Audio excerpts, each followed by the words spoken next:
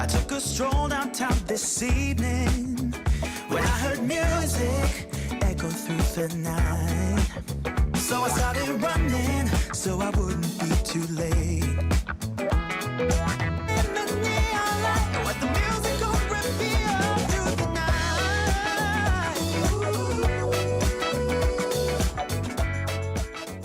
Welcome everyone to Coaching this Session. My name is Michael Rearden and I'll be your mindset coach today. And today we're going to be talking about regret. Now, regret's one of those things that many people wait until the end of life, or they look at something that they should have done that they may have been procrastinating, and then they say, you know, I regret not doing that, or I should have done this. Similar to how many people regret not buying Tesla or buying Apple or buying Windows or Google, right? For the sake of money, right? We look at something as, oh, it was so successful.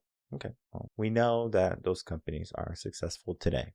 But when we first started to hear about those companies, do you know for sure that Tesla was going to be successful, that PayPal was going to be successful, that Windows or Zoom is going to be successful, right? Companies that have gained tremendous amounts of money, but we just can't utilize money as a means for success or happiness or regret.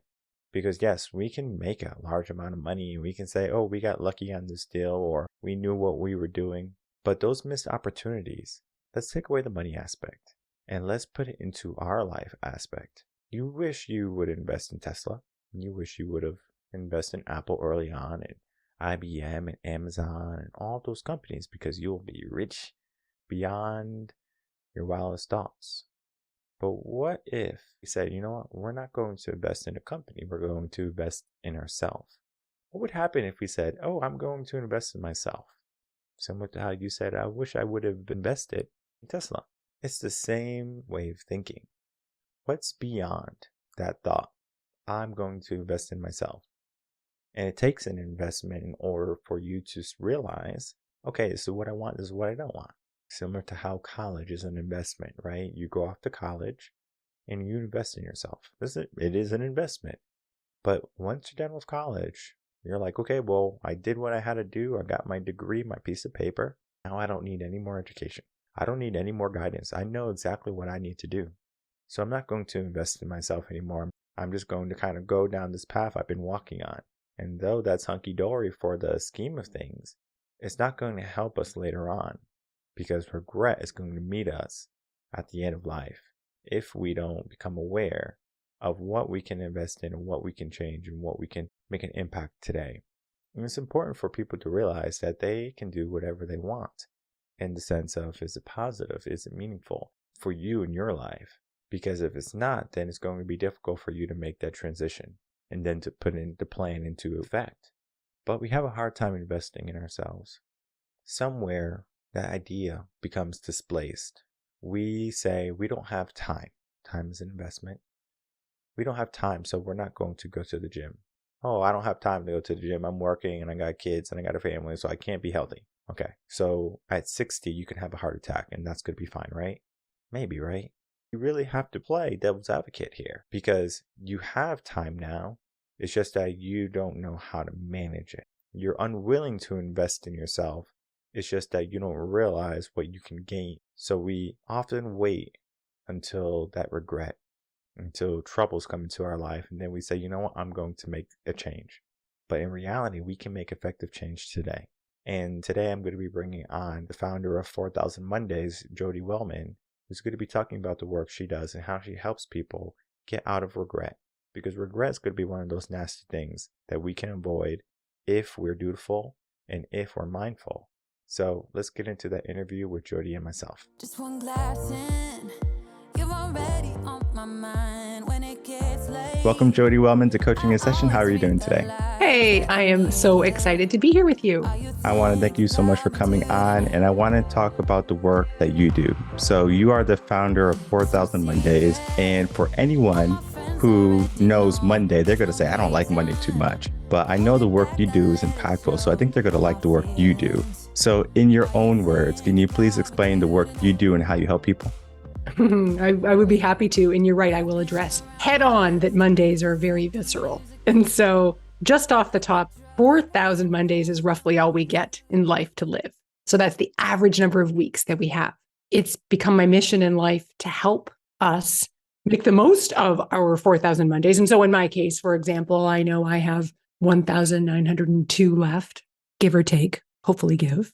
And in the work I do in waking people up to making the most of those remaining Mondays is I do speaking engagements, I do coaching with leaders and teams and groups, and I have an online course and retreat sometimes, which is super fun. But mainly the way to boil it down is programs and ways to just get us woken up to life, because we do take it for granted because, that's what we're wired to do as human beings, which is really crappy. But I'm here on a mission to try and help us live squander-free lives. So that squander-free type of thinking or mentality, that's kind of in the line of regret. So we're going into that path of, are we going to live our life to the fullest? And I talk about this quite often on the podcast, and I always share it with coaches because it's a great talking point. There was a man who was dead. He died, and now he's in the afterlife. And the only regret he had was not becoming the person that he knew he could become. So he had so many regrets after he died, but when he was living, he wasn't worried about them. Can we talk about the idea of regret, where it came from, and maybe start to think of the process? How can we stop it? One of the things I found interesting in doing my own research is that there's just a whole squadron of people out there who are regret researchers, which first of all, I just find fascinating. Imagine at a cocktail party saying that you are a regret researcher.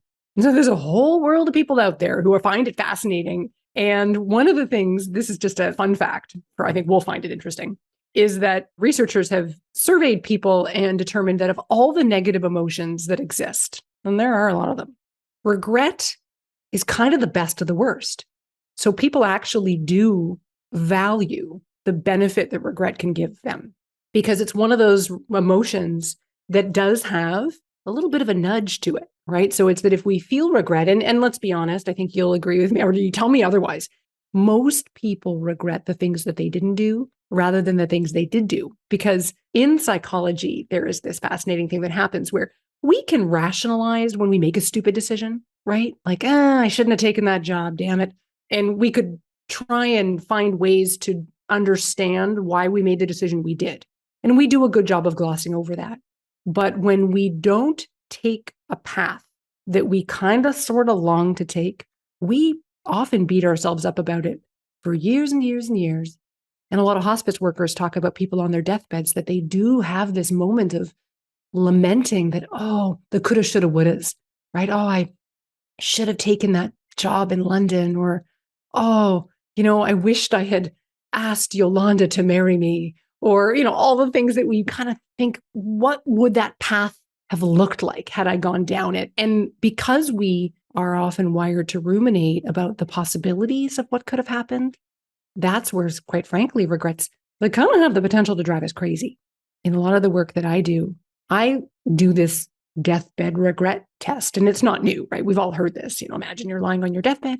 What might be the things that you would think of that would give you angst and make you feel like, I wish I started writing that book, or I wished I'd gone back to school, or, we can insert here, there are, unlimited options of things that we have examples of people that feel this way. So I guess really is some of the background. It's that it's usually about the stuff we didn't do that we know we're going to be, I call them regrets in the making. And so I want us to become very aware of where are the things right now in life where if you were, unfortunately, to find out you were dying, that you would think, damn it, I didn't take the chance.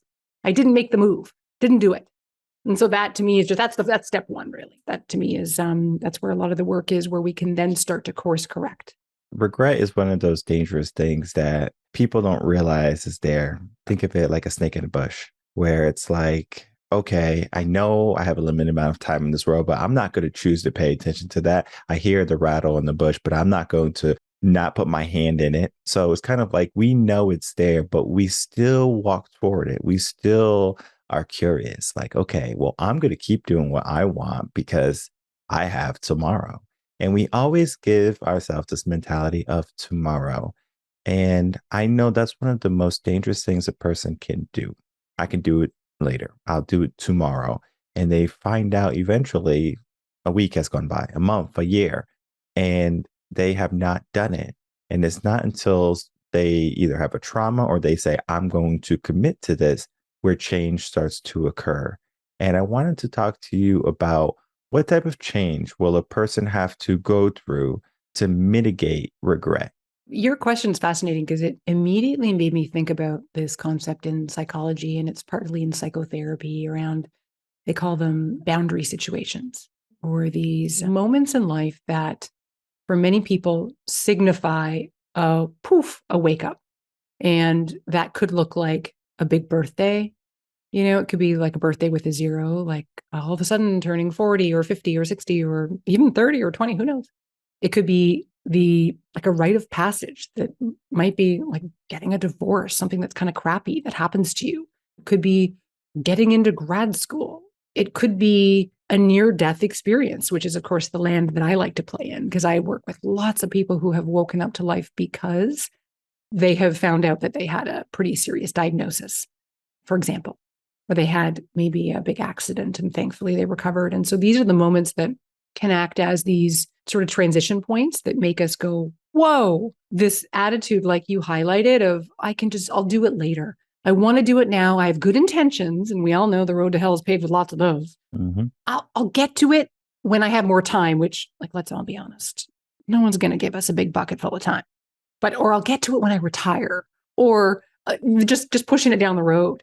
And so for many people, though, the turning point that happens when there's a kind of a big event in life, unfortunately, though, a lot of those events are things that we don't really love. Like I highlighted, it's often something that is a little bit dramatic or traumatic that does spur us to say, wait, whoa, I may not have as much time as I thought. And so now let me buckle down. That, I think, is like, that's where I get motivated, is to say, well, like, let's not wait until you turn a big number. What about this year? Or let's not wait until you retire, because quite frankly, you might get glaucoma and a bunch of other diseases that prevent you from going and doing the things you said you wanted to do when you had more time when you retire.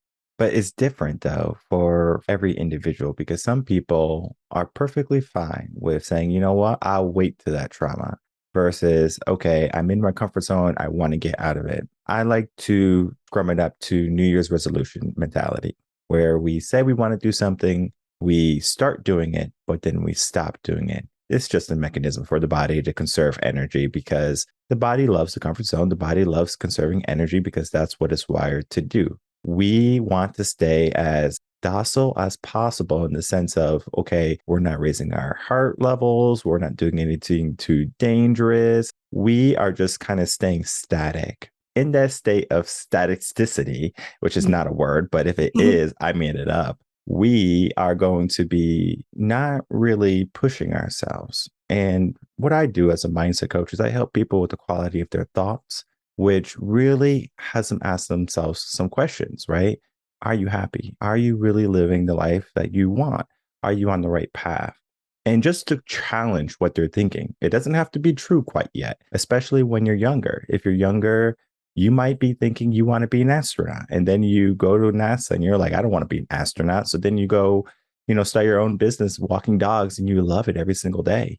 So you might have this grandiose dream where you're saying, I want to do this, but you do it, and then eventually it doesn't happen because you tried it. Maybe you didn't like it. But then there's also the aspect of you didn't try it, the regret aspect, right? Do we hold off on our dreams? Do we wait until we have the perfect idea of what we want to do? And sometimes I think people, they wait too long, or they don't wait to see how they're moving before they take action. Let's talk about that, right? The two differences between someone who waits because they are afraid for regret, or someone who doesn't wait and then maybe regret a little bit later. And I know it's going to be interesting what you're going to say, because it goes into what you said earlier. You're super spot on about people. It's not necessarily two camps, because there are, of course, people that, there's a gradation, right? It's like a huge spectrum of motivation and desire. And there are, let's say, a chunk of people, or many of us at different times in life, have these ideas.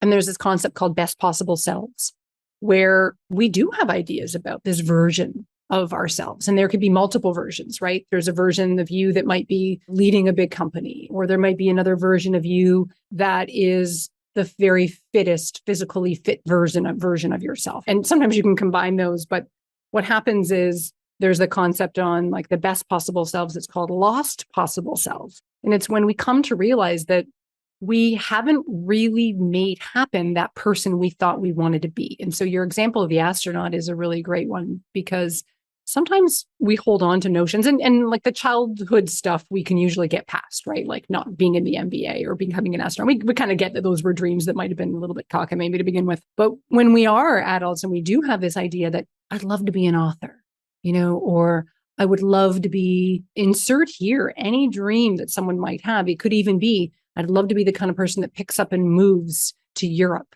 That's a version of you that sometimes when we let it go by because of that, I'll do it someday, tomorrow mentality, then we feel like the ship has sailed. Because a lot of people, we probably both work with people who maybe are getting a little on in age and realize, I'm not going to pick up and move my family to Europe now. I missed that boat. And first of all, would challenge that, right? It's never too late to do the thing that you long to do.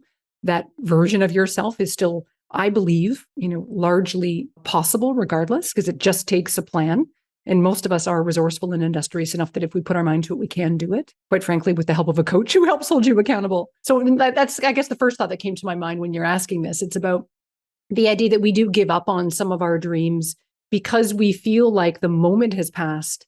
And I think there's a great quote by John Barrymore that a man isn't old until regrets take the place of dreams. And where is the transition point from a dream you have of a person you could be, or an element of who you could be, the kind of person you are, that you decide that's no longer possible for me? And then, well, first of all, how do you handle that? And then second of all, how do you challenge that? So that's maybe, one component. And then to your other thought about people who do take, quite frankly, a risk, because sometimes it is a risk. There's usually an element of risk that even is very small, but there's the perception that something could go awry, because that's, I think, where the fear does keep us small. And like you said, we do love comfort zones. I love my comfort zone. It's a very, very fleece-lined bubble. Like I love it. And I work really hard to bust out of it. I'm my number one client, right?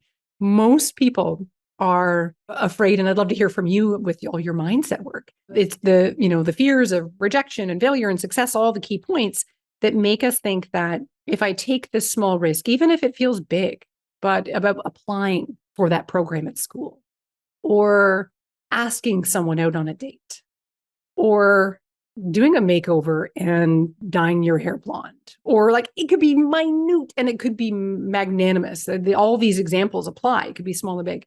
Again, I go back to, if you get up the gumption and you make the decision that this is the kind of life I want to live, and I'm going to do this one choice at a time. And that really is all it is, one step at a time. If it doesn't go right, so let's say you do apply to school and you start a program and you realize, oh, this isn't for me. Or you do ask Johan out on a date and he says no. Or you do dye your hair blonde and it looks terrible on you. Like, the good news about that is that the impact psychologically on trying something and having it not work out is quite minuscule compared to the impact psychologically of not trying and wondering what if. That's back to the original part we said around some of the original research. So in many ways, all roads do, in my mind, conveniently lead back to fathom what you want and then find a way to just do it anyways, give it a try. Because if it doesn't work, it'll just lead you to the next path, which is maybe the one that, quite frankly, you were meant to be taken anyways. Yeah, beautifully said. I love that quote, or just that mentality. Kind of like go a little bit deeper, right? To really look at the root of everything. I've studied psychology for so many years. I can't even tell you how many years as a teacher. I was an effective teacher because I knew how the brain developed. I knew how people moved. And once you know how someone's going to move or think, you can predict what they're going to do, typically, right? Sometimes you're going to have those outliers where if you say, okay, we're going left and you know they're going to go right, you just kind of coerce them. Okay, like, okay, we're going to go right, because they are those type of person who's like, okay, I'm not going to listen to this person, right? So you just trick them, right? So sometimes you have outliers who are not going to follow the group. Not saying that you have to follow the group. It's just that when we look at the human brain, it develops very similar. When we start at a young age, we learn primarily from our environment, where we're looking around at our parents, our friends, our teachers, and it caps around 7. At the age of 7, we have enough information now. We are like, okay, we can finally become someone. And around the age of 7 is where we create our identity. Now, the identity Doesn't have to be a good one. It could be I'm a failure. It could be I'm an adventurer, right? It could be I'm going to be a princess, or I'm going to be a prince or a king or the president. We can give ourselves that identity. Oftentimes, that identity is riddled, cracks, and holes. So, as we go on to our teen years, now we're looking for something, validation. How can I make people like me? What do I have to do? Right? How much do I have to conform to get that validation met? So they will forego their dreams. They will forego their ambitions just to fit in. Because if you had some far-fetched idea, some crazy idea that you would be looked at as weird, you would be outcasted, guess what's going to happen? You're not going to allow yourself to do it because the brain, again, wants safety. And the brain can't disassociate safety from people not liking you versus a lion trying to kill you. It can't do that. It's like, oh, this is the same danger. This is the same harm to me. We are living, again, in a modern world where it's easy for us to not look at our safety aspect as, okay, I'm going to die today because something's going to come kill me. I'm going to die today because someone didn't like my picture that I put on Instagram. It's the same thing, right? So we look for that validation. We look for it. And what that does, it creates limits in our life. Many people choose to be below their threshold of what they're able to do, what they're able to accomplish. And they give themselves a hopeful dream, a fantasy, let's say, I'll do it later.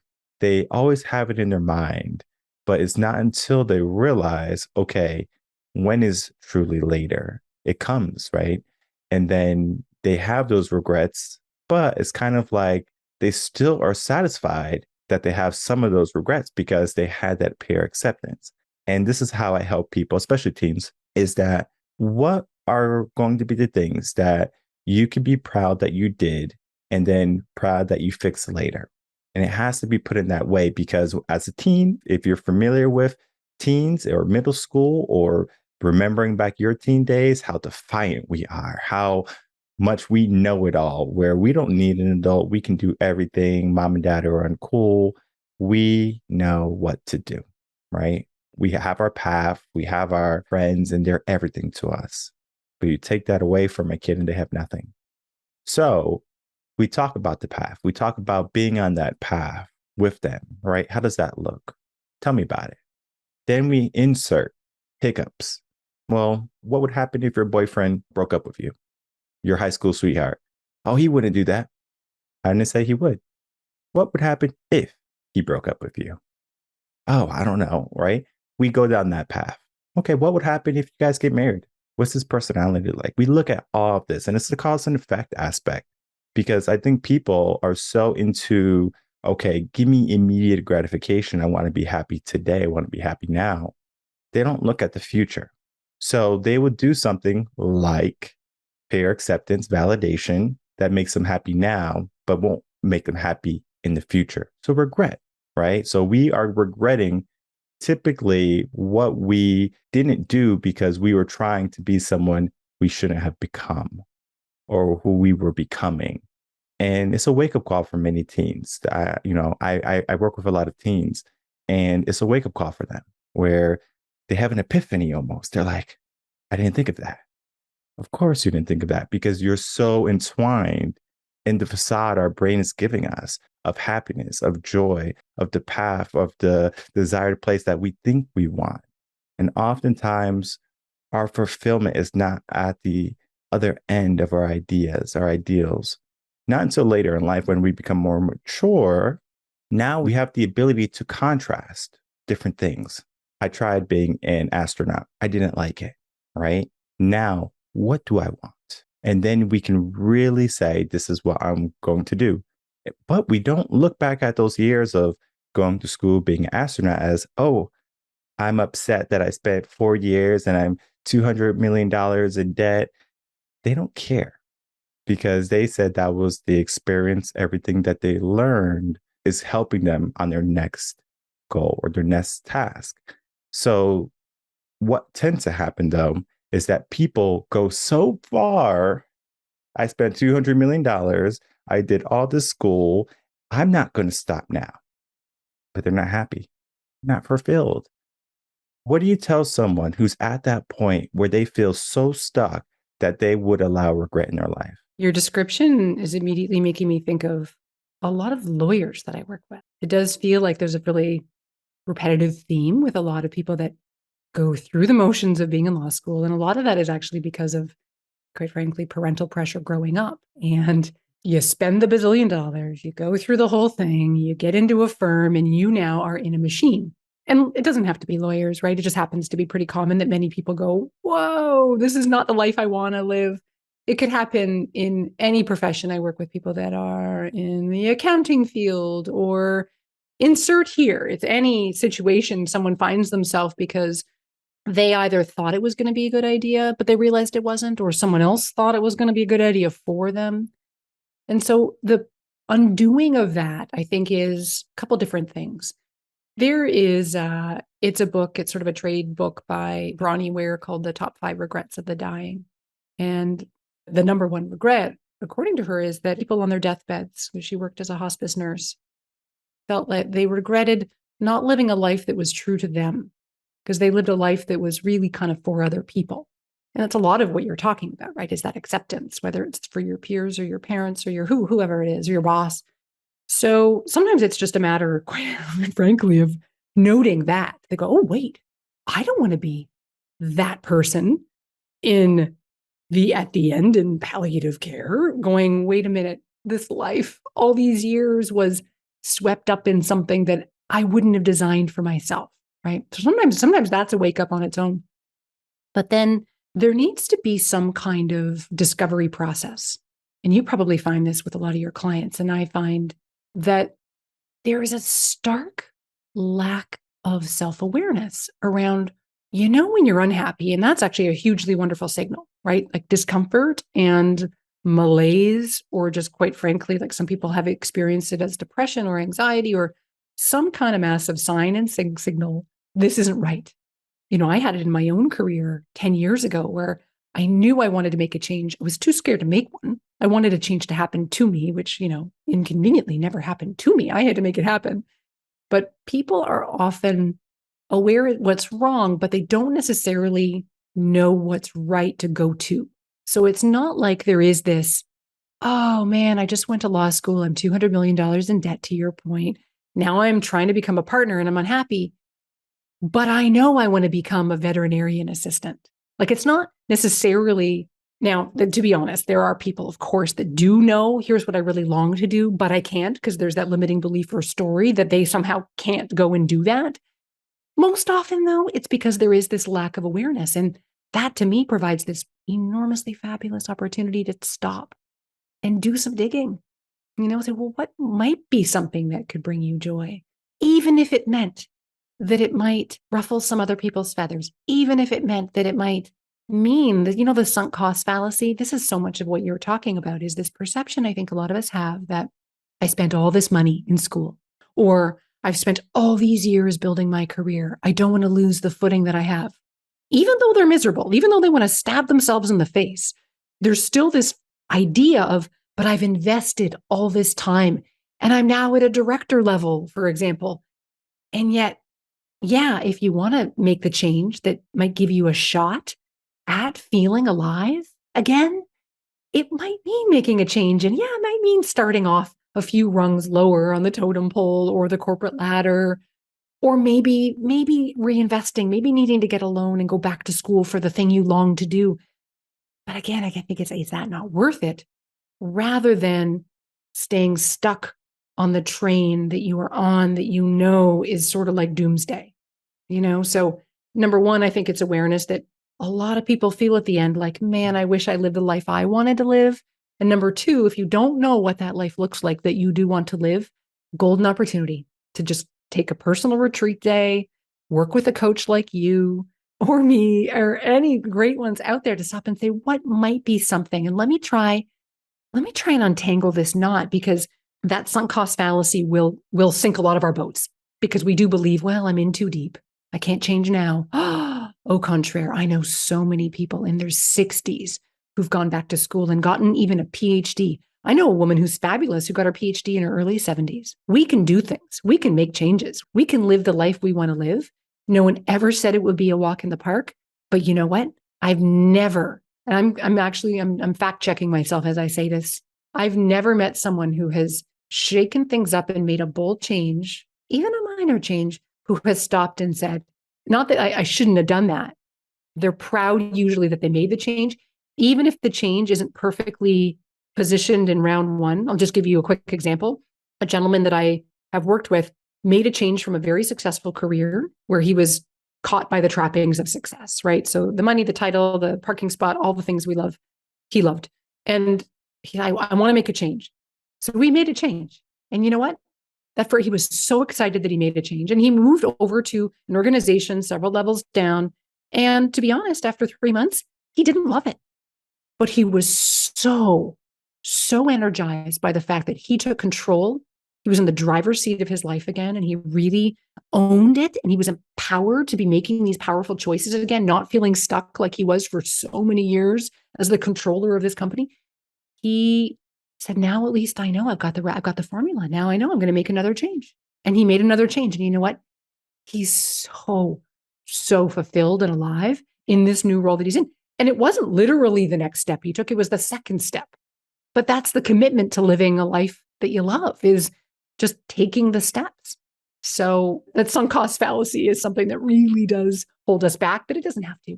And it's like, we are not going to regret the things that we do, but we will regret the things we don't do. So for him, he was going down that path and he was not happy. He's like, okay, I'm going to make a change. The first change wasn't maybe ideal for him. So he's like, okay, well, I can change again, right? That aspect of I can change. And he does, and he finds it. And I think so many people want first place without the training. They want happiness without the work. Looking at relationships, for example, a relationship is a lot of work. It is not easy. But if you want a happy relationship, if you want a successful relationship, you have to have the mindset to put in the work.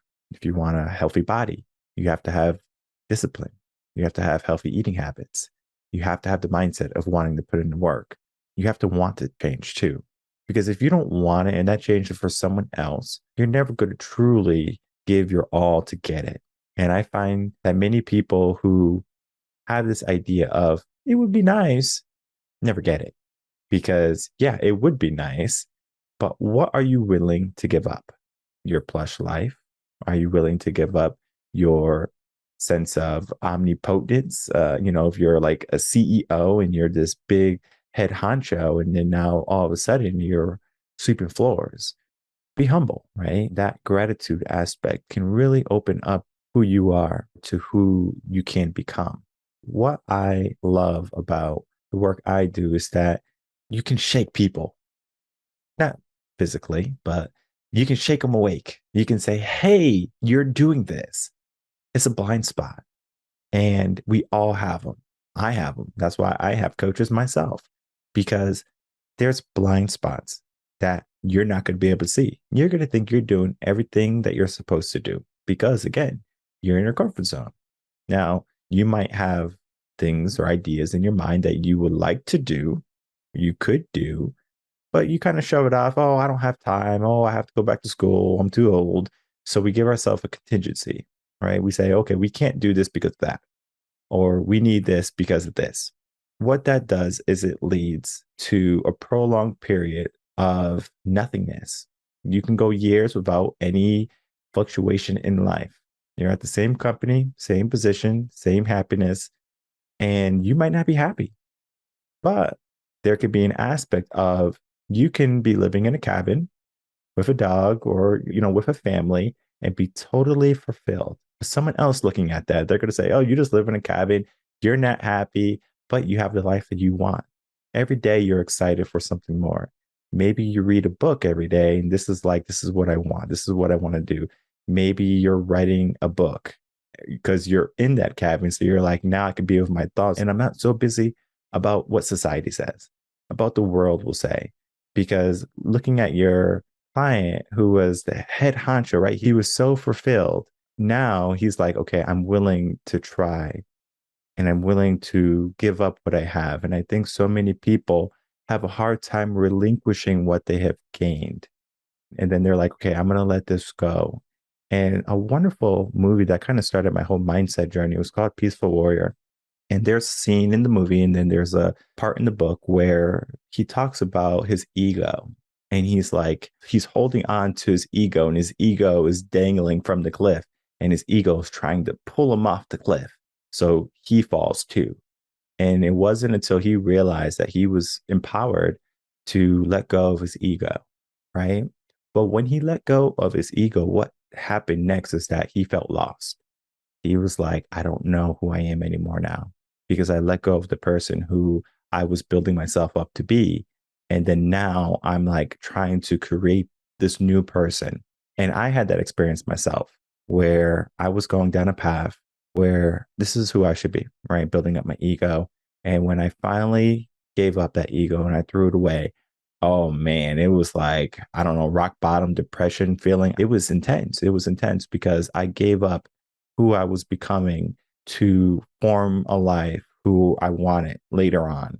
At the point in time, it was against every norm, right? My friends, family. It was like, I'm only looking at me now. I'm not worried about what the world said. I'm not worried about what I have accomplished. I'm looking at my next steps, right? It was scary. I always tell people, you can make the change by yourself. You don't need a coach, but it's just so much easier when you have a coach because you go into the unknown. You go into this idea of, am I enough? Can I do this? And there's a lot of limiting beliefs. There's a lot of doubts, and we have to have the courage. We have to have a plan. And you can have the best plan ever. Okay. I got my workout plan. I'm going to go to the gym 5 days a week. And then sure enough, you go 5 days a week. Or next week, you go 4. The month after, you're not going to the gym anymore. What happened? Right? It's the accountability part. When you decide you want to change, you have to become accountable. But it's difficult for us to become accountable because the brain, again, wants comfort. The brain likes its comfort zone. So it's going to say, well, we don't want to be accountable because we have to leave our comfort zone crazy. So we are going to not hold ourselves accountable. But if we have someone that's going to hold us accountable, a coach, a mentor, parent, friend, that person right there is going to say, hey, aren't you supposed to be doing this?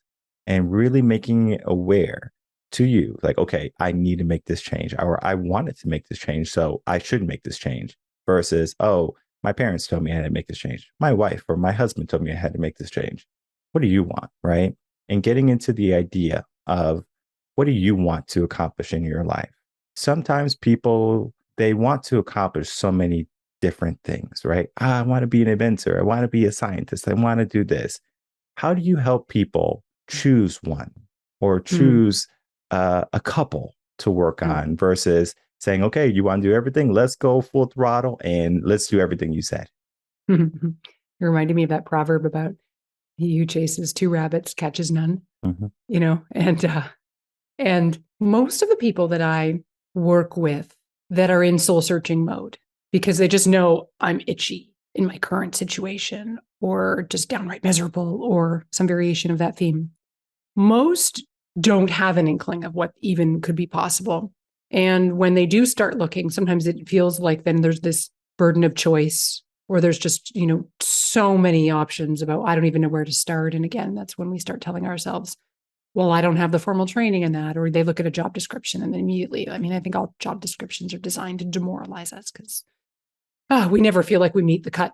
So often, just to be honest, most people are just, I don't know, there's a gaping hole around what I think I might want to do. And that's, again, back to that need for some exploration, which I think is just a super cool and fun thing to do, as long as there's some structure and it feels like it's reined in. And there are people like you've described that have this, I want to do this and that and this and that. I don't know. I can be like that. I relate. I have a lot of people that I've worked with who are like that. There's this term for them. There's a book called Renaissance Soul, which is kind of neat, that it's this idea that some of us just have so many different interests and capabilities. And you know what? We could do technically all those things, now not at the same time. But my belief and my counsel really is that it is about, I like this idea about know for now.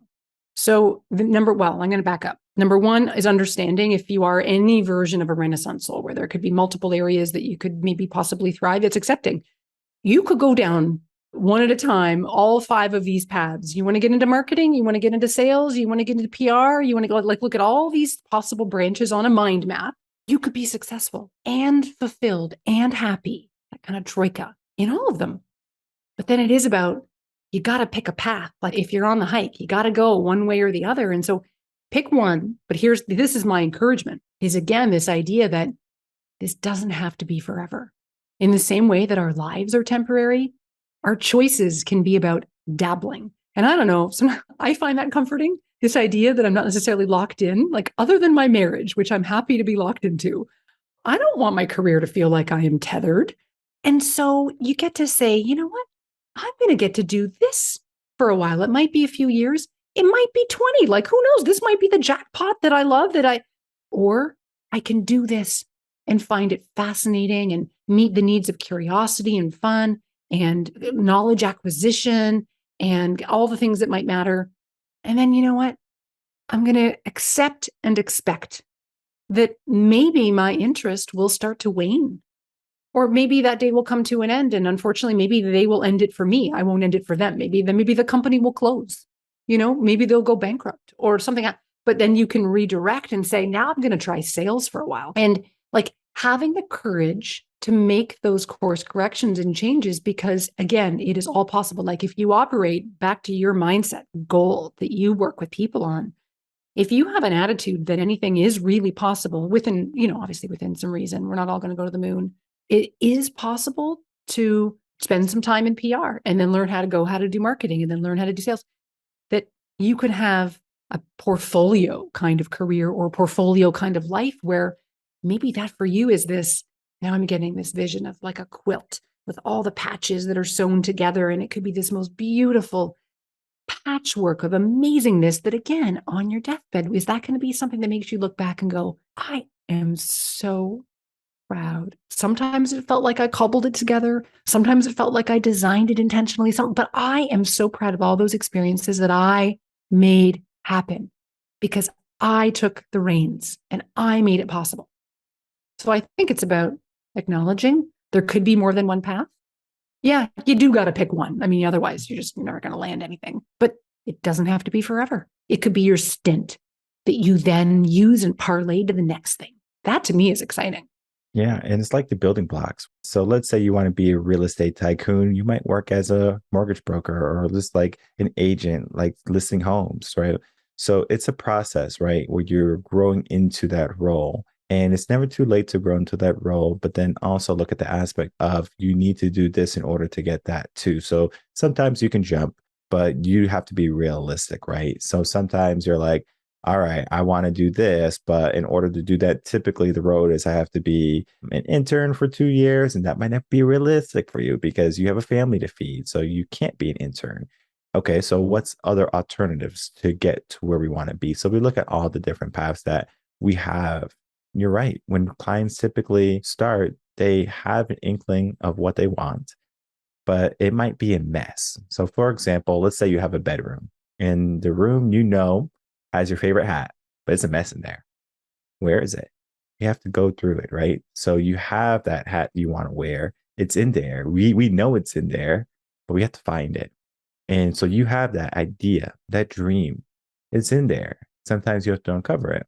Sometimes people that come to me and they're like, I feel stuck. I don't know what to do. I was like, okay, well, let's figure out what we want to do because you have an inkling. It's just that we have to uncover it.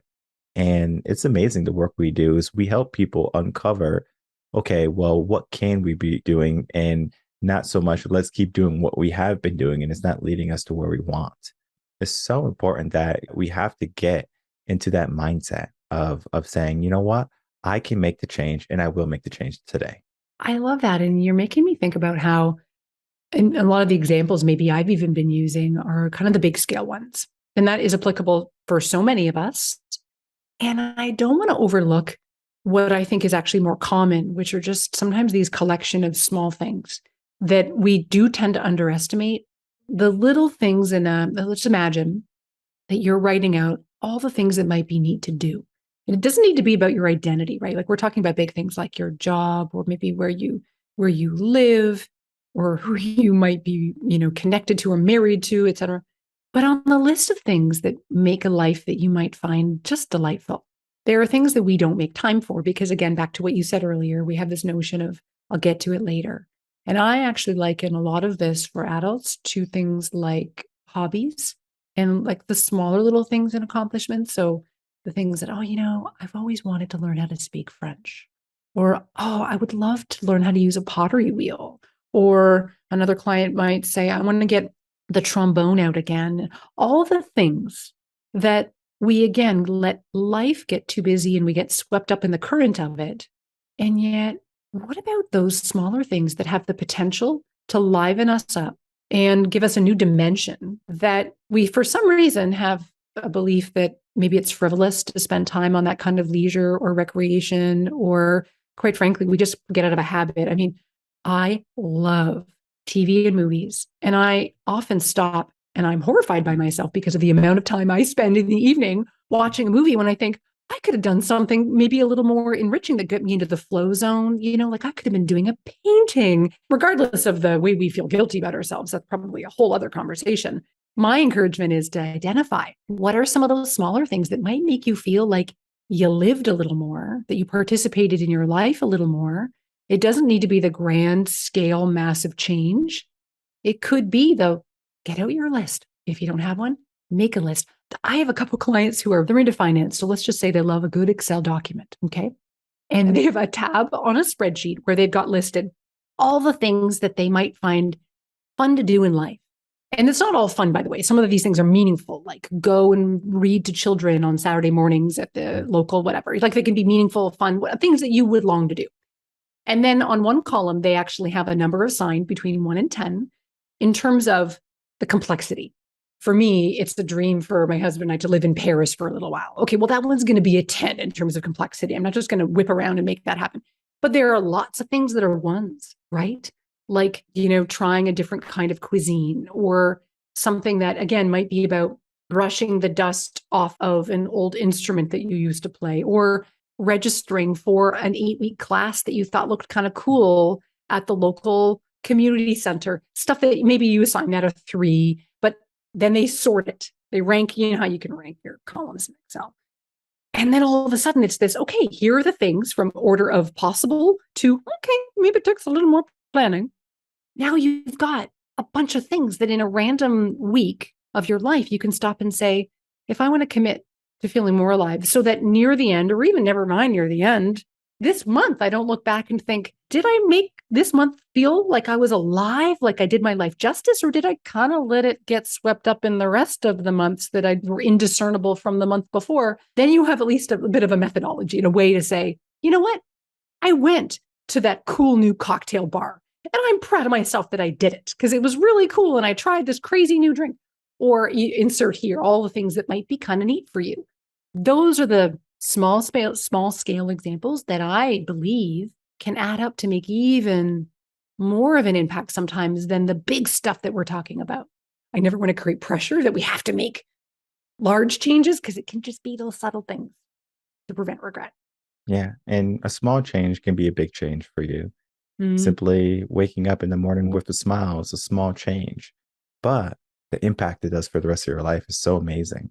So we get into that way of thinking, that way of being. And I know the work that you do, with your company, 4,000 Mondays, is only the start. And the conversation that we had today is only the start. There's so much more to life. There's so much more to what we can accomplish. And we have to have some type of direction, whether it be we write everything down, just how you said it, right? Where we label it. Okay, this is a 1 in terms of complexity. This is a 10, right? And we kind of label it. The probability of many people doing that by themselves is low. But if you have a coach and that's an exercise with a coach, oh yeah, sure, let's do that because you have someone along for the journey. Sometimes when you have company, you're more effective. So I always encourage people to reach out, get a coach. The work that you do, process, and how you help people live a life without regret, Jodi, is going to be something that many people are going to be interested in.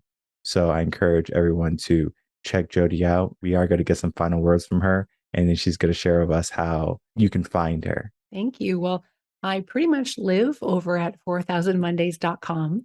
And so there is a quiz there people can take to determine how alive or dead they are. And that will lead to a guide to an astonishingly alive life. And there's a contact form there if anybody has any comments or questions, but 4000mondays.com. And then I'm on Instagram as well at 4000mondays. So would love to connect. All right, perfect. And I'll toss all of your information in the description box below so people can easily find you. I encourage people to reach out and find you because our conversation today was full of wisdom, full of meaningful bits of gold, where if you start to take heed, regret is going to be mitigated later on. And we have the opportunity today, because we are listening to this, that means you're alive. You can make change. And it's so important that you make the change rather than regret later on that you didn't make the change. I want to thank you so much, Jodi, for coming on. Huge pleasure. Thank you so much. Pleasure chatting with you. All right, everyone. I'd like to thank you so much for watching the interview with Jodi Wellman and myself. As you can see, that regrets are one of those things that can be mitigated, and learning to invest in yourself, similar to how you wanted to invest in a company that did really well, but it's after the fact, right? You're not after the fact. You're now. So you can be that great investment. And sometimes the investment might be a coach. And I understand coaching might not be cheap. And I understand coaching might not be viable right now, especially since a lot of people are strapped for cash. And it's difficult right now with all the uncertainty going on to invest in yourself. But if you fail to invest in yourself today, what tends to happen tomorrow is that there's going to be decay. That decay happens naturally. Because if you have a home, you bought a home brand new, it's spanking new, everything's new. Something's going to break eventually, right? How long does that take? Typically it takes a couple of years, right? Brand new home, something breaks. It's natural, it's typical, right? The faucet breaks, the handle breaks, the railing breaks. Something goes wrong. Oh, but you had a new house, right? Yes. You might have a new house and you might have less things break than if you had an older home, but you have to pay attention to that, because even though you got something that was amazing, pristine, there's still maintenance that has to happen. And in our life, we have to realize there is maintenance that we have to upkeep. That means getting a coach, becoming mindful, reading personal development, heading over to YouTube, making sure you're up to date with all the latest and greatest tools for you to grow into the person you want to be. Don't Google, searching how to start something. And a lot of people, they're unwilling to start because they don't know how.